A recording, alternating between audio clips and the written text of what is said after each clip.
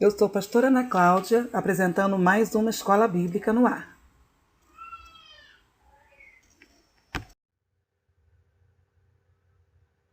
A paz, meus irmãos. Eu quero dizer que hoje nós vamos estar dando início à segunda lição da revista Pentateuco, que fala sobre um personagem chamado Abraão. Ainda estamos no livro de Gênesis. O livro do Gênesis, para a gente fazer uma contextualização, é o primeiro livro da Bíblia, mas embora a disposição da Bíblia não tenha sido feita exatamente com essa conotação, ele também é o início da Bíblia para o nosso entendimento. Todas as outras coisas que são citadas, todos os outros acontecimentos, todas as narrações ao longo da Bíblia dependem do entendimento do Gênesis. Porque é no Gênesis que a gente vai entender, na verdade, a origem de todas as coisas que nós conhecemos, com exceção do nosso Deus, né? Que não foi criado, todas as outras coisas que foram criadas por nossa causa, nós mesmos, as nossas primeiro de tudo, o primeiro de cada um de nós, o primeiro do lugar onde a gente vive, ou seja, o universo, a terra, o mar, tudo que a gente conhece, todas as coisas que nós conhecemos, elas foram criadas e a descrição disso está no Gênesis. Quem escreveu esse livro foi Moisés. Entendemos que ele com certeza se utilizou da inspiração de Deus, né? Deus é que participou desde o princípio de todas essas coisas, ele narra coisas de muito antes de sequer ele pensar em existir, né? Quando ele relata a história do primeiro homem, isso é muito antes dele.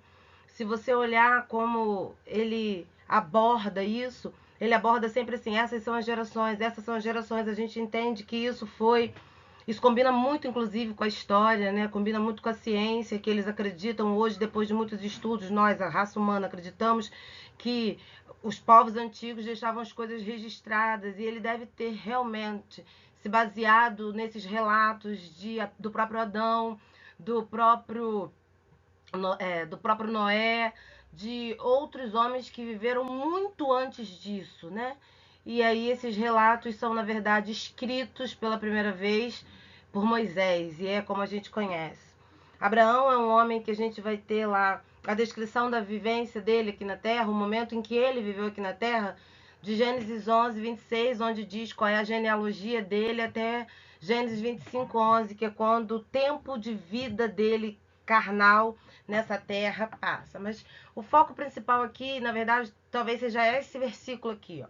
Ora, o Senhor disse a Abraão: sai da tua terra. Que terra era essa? Essa terra era a terra de Ur dos Caldeus, uma terra conhecida por sua tamanha idolatria, conhecida por ser uma terra muito pagã, conhecida por ser uma terra com muitas culturas que distanciavam a raça humana do Deus real. E Deus se utiliza da vida desse homem no meio dessa terra e diz: olha, larga tudo que você conhece, tudo que você entende como certo, tudo que você percebe e conhece desde o dia que você nasceu, abre mão de tudo isso e vamos para uma terra que eu te mostrarei. Ele não diz uma terra que eu te mostro hoje, te explico. Não, uma terra que eu te mostrarei no futuro. Ou seja, confia em mim, confia no abstrato de quem eu sou para sua vida, né? E esse desprendimento de Abraão é que é o foco da nossa lição de hoje, e não no sentido de evocar como Abraão foi desprendido, ó, parabéns para Abraão, e sim no sentido do sentido real da Bíblia. O sentido real da Bíblia é que todos nós precisamos encontrar nela um manual de vida de como viver aqui, como fazer a nossa passagem aqui na Terra. E a nossa passagem na Terra precisa ser pautada por ela, para que a gente de fato consiga chegar onde precisamos chegar. E o livro do Gênesis ele relata isso de maneira muito linda. E a gente consegue a confirmação disso ao longo de todas as escrituras. Já falei aqui, né? Ur dos Caldeus, uma terra idólatra, perversa e imoral. E isso não foi impedimento para Deus utilizar a vida de Abraão.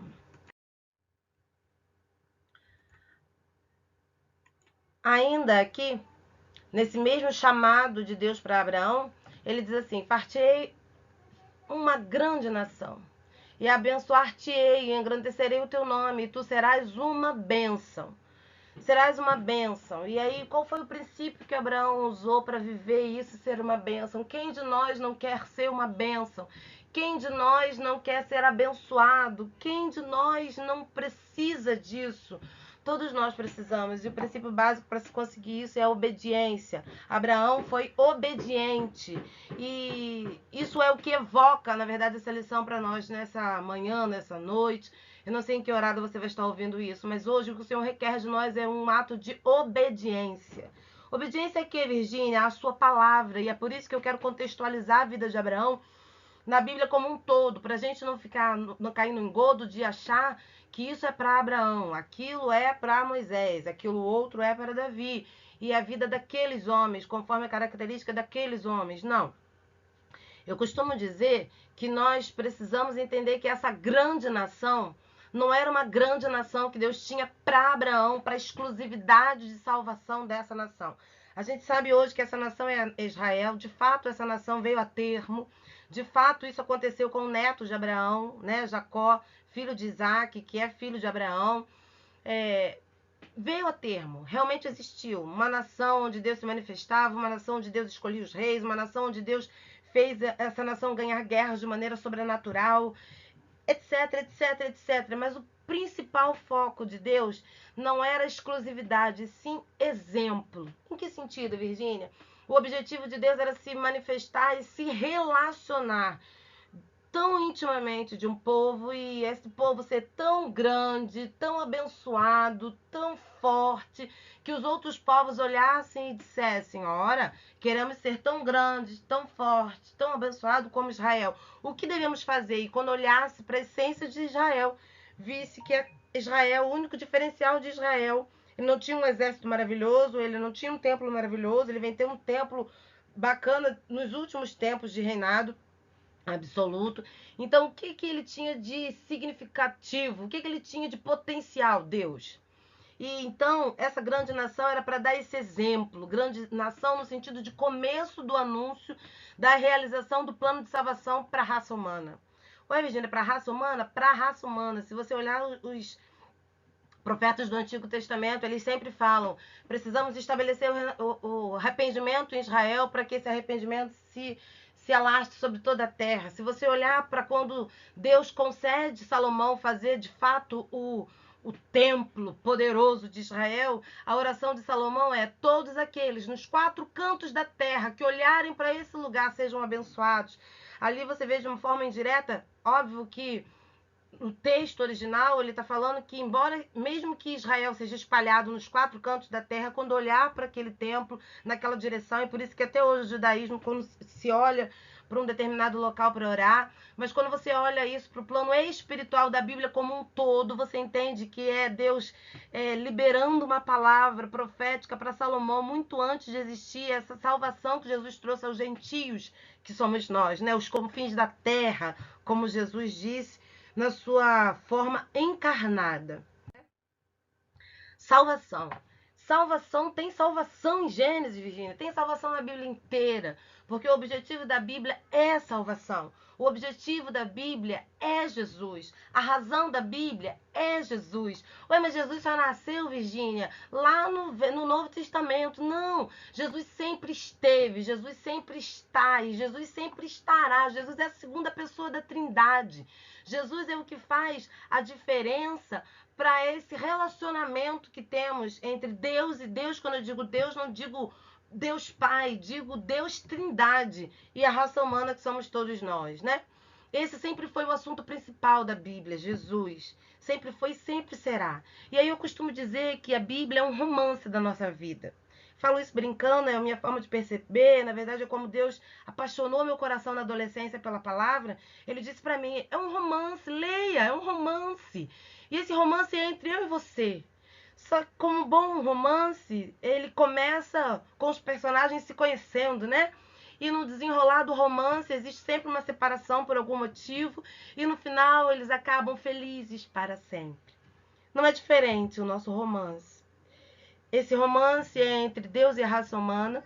Então, Gênesis ele trata exatamente disso, do começo da raça humana. E Deus criou o homem, como criou. Virgínia, mas não diz como Deus foi criado, porque Deus não foi criado. Mas se você olhar para os primeiros versículos do Gênesis, e aí você vai encontrar lá em Gênesis 1, do 1 ao 2, diz que no princípio Deus criou os céus e a terra. Ou seja, ele começa criando aquilo que era necessário para colocar o segundo personagem.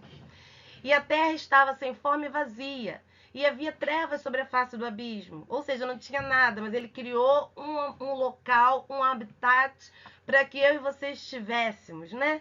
Hoje, como a gente cresceu mais um pouquinho, se acha até muito sabido, a gente sabe que a terra vive nesse ambiente aí, ó. Tudo escuro, tudo longe, tudo abstrato, e a terra ali dentro daquele sistema, né? De um sistema solar que está dentro de muitos outros sistemas, ou seja, no meio disso tudo, Deus criou um espaço para colocar a gente.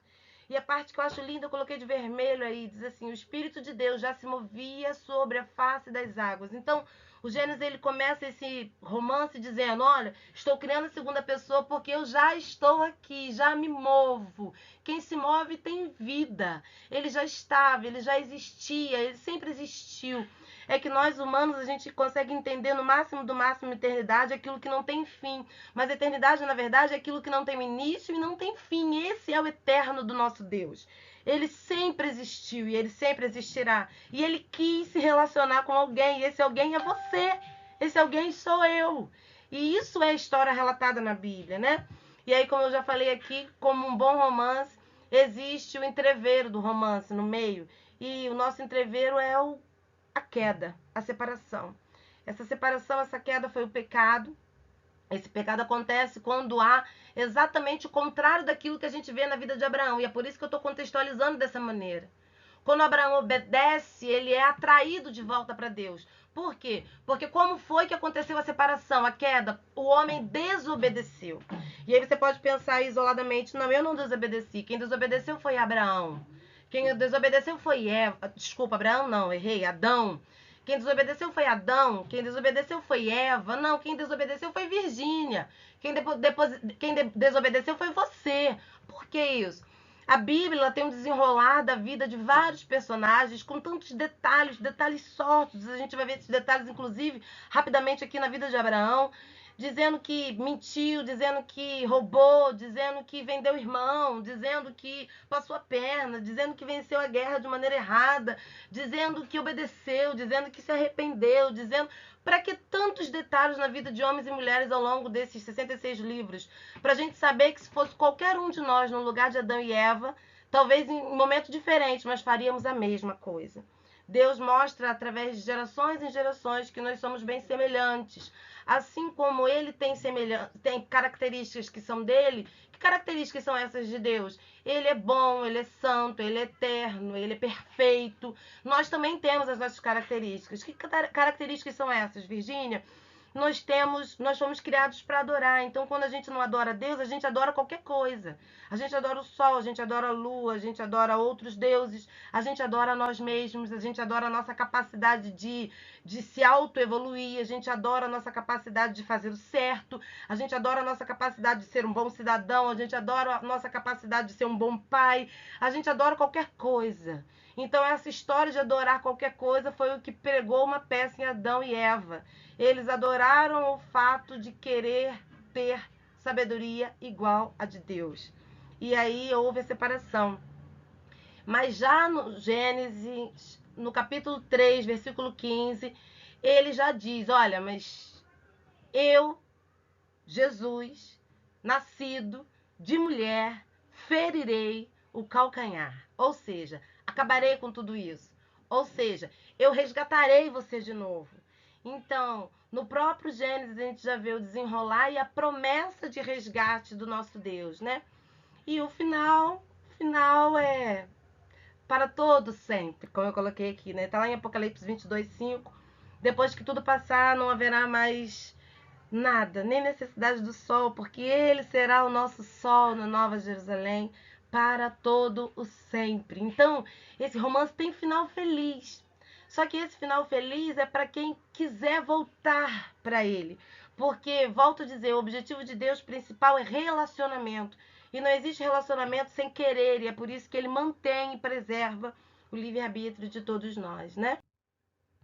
Voltando para a história de Abraão, a questão de ser amigo de Deus. Por que eu trouxe essa questão? A revista coloca que Abraão era um homem de Deus, e a Bíblia fala isso mesmo. Em 2 Coríntios 27, está lá dizendo que ele é amigo, eu coloquei ele de vermelho. Em Tiago 2, 23, eu quero ler esse, diz assim: cumpriu-se a escritura que diz, e creu Abraão em Deus, e foi-lhe isso imputado como justiça. Coisa linda! O que é essa justiça? Justiça é quando Deus pegar de volta aquilo que é dele. Quem é dele? Nós, né? Quando ele conseguir pegar de volta o que é dele, nós somos dele. E aí, como foi imputado justiça, ele chamou Abraão de amigo, né? E aí, por que amigo? Porque amigo é aquele que a gente ama, é aquele que a gente se relaciona, é aquele que a gente fala com ele e ele fala com a gente. Existe isso, existe. Deus hoje fala com a gente fala com ele. E isso é lindo, mas isso é para quem é amigo.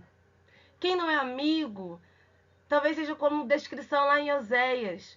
Falam muitas coisas, mas falam coisas que são mentiras a meu respeito. Virgínia, como é que eu vou saber quais são as verdades de Deus, as que estão contidas na palavra, nessa Bíblia, nessa revelação, nesse dispositivo, nessa ferramenta que nos foi dada, para que ao longo dos séculos a gente consiga voltar para Ele. Por que eu digo voltar? Porque Deus, quando nos cria, ainda no Gênesis, Ele estabelece um relacionamento. A Bíblia diz que Ele nos visitava todos os dias na viração do dia. E era para ser isso para sempre. E vai ser isso para sempre para quem quiser. Eu quero. Então, qual é o caminho, Virgínia? Se eu também quero. O caminho é obedecer. O caminho é entender quem Ele é, entender o que Ele quer e obedecer. De onde você está tirando isso, Virgínia? Eu estou tirando de uma coisa que Jesus diz, já encarnado aqui, está lá registrado no livro de João. Ele diz assim: naquele dia conhecereis que eu estou em meu Pai, e vós em mim, e eu em vós. Ou seja, misturados, juntos. Aquele que tem os meus mandamentos e os guarda, em algumas versões diz, e os obedece, esse é o que me ama. Então não adianta eu dizer que amo. Não adianta eu dizer que Deus é importante para mim. Não adianta eu dizer Deus te abençoe, porque Deus é uma coisa maravilhosa. Eu não entendo, é abstrato, mas é maravilhoso. Não! Relacionamento não é isso. Relacionamento é eu não entendo, quero entender. Eu não entendo, me envergo diante dele, quero entender. Como é que eu entendo? Eu entendo o que ele quer e me curva o que ele quer, em detrimento do que eu quero. E aí eu mostro para ele que eu amo. E aí a sequência do versículo diz: e aquele que me ama será amado de meu Pai, e eu o amarei. Olha que lindo! E me manifestarei a ele. Preciso renunciar. Há uma necessidade de renúncia. Sem renúncia, ele não se manifesta a mim. Eu olho para as coisas à minha volta e acho que é ele. Quando eu o amo, não de palavras, mas de atitude, e atitude é obedecer. Ele se manifesta a mim. Quando ele se manifesta a mim, eu não tenho dúvida de que seja ele. Porque quando ele se manifesta, ele é único, ele é inigualável, ele não tem percepção de como a gente pode se confundir, porque ele conecta algo que ninguém, nem a ciência, nem a história, ninguém consegue conectar, que é a terceira parte de nós. Que terceira parte é essa? O nosso espírito. No máximo que se consegue alcançar hoje, pela ciência hoje, pode ser que no futuro aumente um pouco mais. Eles conseguem hoje ainda saber que existe uma forma de ação de energia que move a parte carne. E essa forma, eles dizem que está todo dentro do cérebro, e ele está falando da nossa alma, ele não está falando do nosso espírito. O nosso espírito único que consegue acessar, o que tem a chave, é só ele. E é por isso que ele diz em Timóteo que a palavra dele, ele, Jesus, a minha palavra, eu me fiz conhecer através da minha palavra. E essa palavra é a única que tem condições de ir na divisão da parte carne, da parte alma e da parte espírito. Você nunca ouve, você nunca percebe essa definição de espírito a não ser na Bíblia, porque em todos os outros estudos, espírito e alma, eles tratam como a mesma coisa, ou seja, a parte de nós invisível. Só que nós temos a nossa parte visível, que é a nossa parte carne, o nosso corpo, mas temos duas outras partes invisíveis. Uma é a nossa alma, onde a gente manifesta ou não a nossa vontade de estar em relacionamento com Deus. E quando a gente manifesta isso com a nossa vontade, aí então o nosso espírito é conectado de volta nele. E isso é nascer de novo. Mas só dá para nascer de novo se a gente renunciar. E aí a gente cai em outro tópico abordado pela revista, que é o princípio da renúncia. O que é esse princípio da renúncia? Eu quis resumir aqui e dizer que se caracteriza basicamente em submissão e fé. Como assim? Submissão de entender que eu em mim mesma não consigo. Eu me esforçando no máximo dos máximos, vou ser uma mãe razoável. Se eu me conectar com ele, vou ser a mãe que ele espera que eu seja. Eu me esforçando no máximo do máximo, eu vou ser um cidadão razoável. Eu me conectando com ele, eu vou ser o cidadão que ele espera que eu seja no tempo em que eu fui gerado, nasci, cresci e vou voltar para ele. Então, estar conectado com ele, eu preciso me submeter a ele, entender. Eu de mim mesma não encontro respostas. Eu de mim mesma só encontro as dúvidas e quero essas respostas vindo da tua parte. E eu preciso crer que ele ouve, preciso crer que o que ele tem para mim é bom, ainda que eu não entenda. Note que Abraão, e agora eu vou voltar para Abraão. Note que Abraão sai de fato da terra dele. Ele tem uma renúncia completa, ele sai de fato, ele pega tudo que é dele, físico, e sai. Mas quando ele pega tudo aquilo que é dele, físico, e sai, ele não está abrindo mão só do que é físico. E é isso que eu quero chamar bastante atenção. Deus, ele não está preocupado que a gente abra mão só do que é físico. Às vezes o que é físico nem está te atrapalhando, não precisa abrir mão. Ah, vou abrir mão do meu emprego, vou viver para Deus. E Deus mandou você abrir mão do seu emprego? Talvez sim, talvez não. Para algumas pessoas ele até pode requerer uma coisa dessas. Existe, de fato. Mas para a maioria de nós, não. Para a maioria de nós, ele quer que você abra mão da sua opinião. Na maioria de nós, ele quer que você abra mão do que você acha certo, do que você acha errado, do seu achismo. O seu achismo, o meu achismo não nos ajuda a nos aproximar e voltar para Deus. Eu preciso me submeter a ele, crer que ele é bom. Deus é bom. Então, se ele é bom, o que ele mandar eu fazer é bom. A terra que ele vai me mostrar é boa. O que ele mandar eu fazer é bom. Gente, é bom, é bom. Nossa, mas Deus me colocou dentro de um hospital e eu tô dentro do hospital e eu não tô com saúde nesse momento. Deus é bom. Acreditar que ele é bom, ainda que os meus olhos não estejam entendendo nada. Isso é importante muito. Se você olhar para o contexto de Abraão, e foi por isso que eu coloquei no início desse estudo, Abraão vem de uma terra que todo mundo era acostumado a atos pagãos. E quando Deus pede para Abraão pegar o filho dele e sacrificar, eu quero deixar isso muito claro, quero falar devagar para você não esquecer. Quando Deus fala para Isaac assim, olha, pega teu filho e leva, ele leva. Quando chega lá, ele fala, olha, o cordeiro agora é ele, pega ele, mola que ele é o cordeiro. Quem é o cordeiro, meu Deus? Esse filho que eu não tinha e tu me deu, disse que ia me dar e agora me deu e a minha esposa nem menstruava mais e tu me deu, é esse, ele pega e dá. Mas eu queria deixar claro que Abraão vinha de uma terra, que era Ur dos caldeus, onde os deuses pagãos faziam isso. Eles pediam os filhos primogênitos das pessoas, porque o diabo ele é sempre imitador, mentiroso, pai da mentira. E ele já pedia isso, ele pedia, olha, sacrifica teu filho, como um ato de subjugar as pessoas.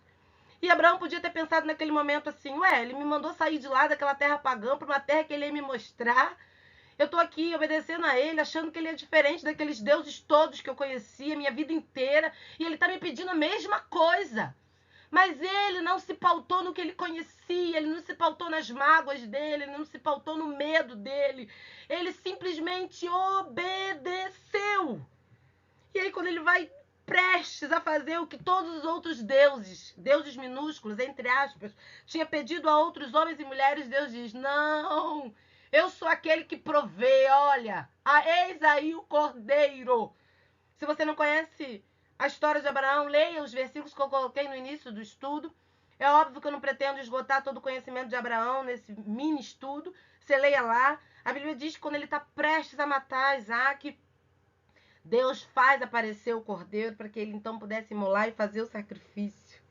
Eu quero dizer que Abraão, ele saiu de fato da terra. Abraão gerou de fato Isaac, acreditando que mesmo velho, mesmo com uma esposa estéril, ele poderia viver aquilo que Deus tinha para ele. Mas ponto crucial, na minha opinião, na vida de Abraão é que, mesmo acreditando que Deus podia não ser tão bom assim, ele acreditou que ele era bom e levou Isaac para ser imolado. Isaac é uma tipologia de Jesus e Deus confiou a Abraão a oportunidade de trazer às Escrituras um exemplo de um filho primogênito ser entregue. Mas ele disse, olha, você não vai precisar sacrificar o seu, eu dou o meu. E isso é uma verdade contida nesse ato de renúncia profundo. E é o que norteia a nossa fé e nos alimenta nessa tarde ou nessa noite que você me ouve. Esse princípio de renúncia percorre toda a Bíblia. Todo mundo que quis se relacionar com Deus, voltar de volta para Ele, voltar para casa, precisa desse princípio, pois esse princípio é o principal para voltarmos para Deus. Eu não tenho como voltar para Deus se eu em mim encontrar alguma coisa de bom. Então, quando Davi diz, olha, em pecado me concebeu minha mãe, fui concebido em pecado, ele está dizendo tudo. Abro mão de tudo que eu sou, porque em mim mesmo, eu não acho nada de bom. O que eu encontro de bom em mim, Deus produziu em mim. Isso é renúncia total. Abrir mão de tudo que eu penso, abrir mão de tudo que eu creio, abrir mão de tudo para acreditar só no que Ele disse, do que Ele pensa, no que Ele quer. Mas eu quero deixar bem claro que Abraão não era um homem perfeito. Ele teve medo de, peregrinando na terra, acharam que Sara, sua esposa, era sua esposa, ela era muito bonita, ele mentiu, disse que ela era prima, disse que ela era irmã, disse que podiam casar com ela, foi fraco, foi frouxo, fingiu, mentiu, foi medroso, brigou com Ló, sobrinho dele. Ele era um homem como eu e você. Então eu e você também podemos. Eu e você também podemos ser amigos de Deus, eu e você também podemos obedecer e mostrar o nosso amor por Deus, eu e você podemos optar por um relacionamento com Deus e continuar trabalhando na nossa geração para que a raça humana volte a viver o final feliz do nosso romance. Já caminhando para o fim, eu quero dizer, toda a Bíblia nos convoca a obedecer. E obedecendo é que a gente volta para Deus. E eu separei 3 versículos aqui, um deles é Lucas 14:33, que diz assim, assim pois, qualquer de vós, ou seja, qualquer um de nós, que não renuncia a tudo quanto tem, não pode ser meu discípulo. E aí você pode falar, ele está falando para o jovem rico, está falando só de coisas, de riquezas naturais. Não perca tempo pensando nisso. Tem um princípio da Bíblia que diz que a própria Bíblia se autoexplica. Então você nunca fique num versículo só.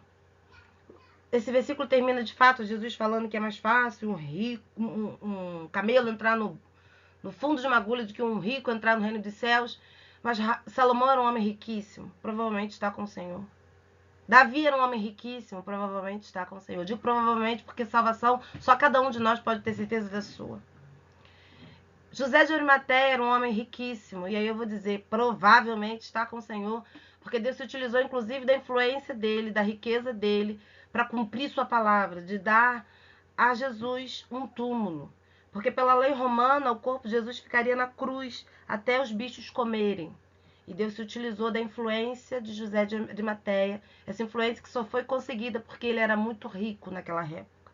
Então Deus não está falando que os ricos não vão herdar o reino dos céus. Estou falando que qualquer um que se fie nas suas riquezas, e suas riquezas podem ser muita coisa. Riqueza para esse jovem rico era tudo que ele tinha mesmo. Mas riqueza para mim e você pode ser o nosso salário. Meu Deus, se eu perder meu emprego, o que eu faço?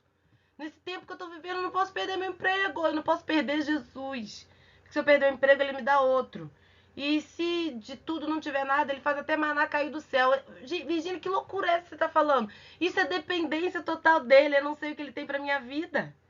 Eu, Virgínia, eu gosto do meu emprego, não quero perder ele. Mas eu não vivo sem meu emprego.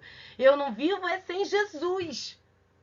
Então, renúncia é necessário. Talvez tudo que você tem é teu filho, tu pensa, não, Deus me livre. Acontece tudo que acontecer, mas meu filho não pode. Olha, eu não quero perder João Pedro. João Pedro é minha riqueza. Eu nem achava que ia ser mãe, Deus me fez mãe. Mas eu vivo sem João Pedro.